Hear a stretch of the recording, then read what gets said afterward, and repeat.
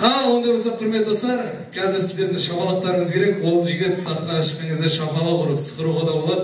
Өйткені театрымыздың бас жұлдызы деуге де болады. Қарсы алыңыздар. Алдарыңызда Мамыр Есбергенов.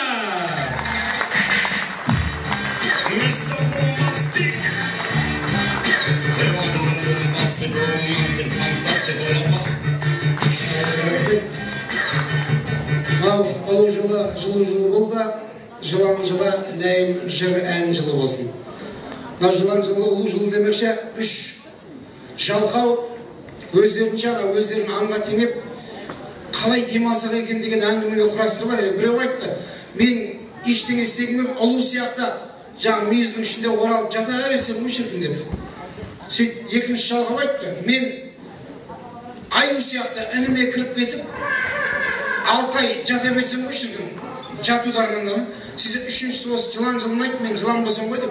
Қалай сонда? Жатып алып жүреді деген екен. Сол сияқты мына жылан жылы болсын деп жатырмыз. Жаңа балам мына шыға салып, зорға өттім ғой, мына жерден деп темекі шегі бар еді. Қасына барып, мен яқып сен темекі шегіппісің, оңбаған сен сахнаға шықсаң бұл темекі шегі, мен сенің жасында, мен сенің жасында. Мен шеге берші дедім.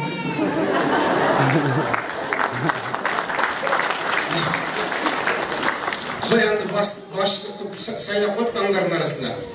Қоян бәрін тексеріп біледі екен, қасқырдың қасына басынан шағыз, шапқын қайда дейді екен. Ертесінде тағы да қоян бітеп, айналып қойып, тура қасқыр келгенде басынан шақ еткізіп, шеш шапқын дейді екен.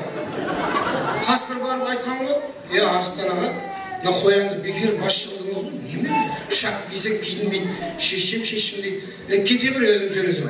Қоян шақырып алып, қасқырдың шапқысын денең бар. Сен жігіттер сияқты темек сұрап дейсіз. Темек әкесе соберен, соберен әкесе статлайн, статлайн әкесе есі әкесе елді. Әрқайшым айт тиісе берсе деп. Азанда беді, қоян тексерек көп. Қасқар, темек әкел деген ғой. Жүгіріп келіп, елді ма, есі ма, соберен бас, статлайн басынан шақ етіп, шақын қайда?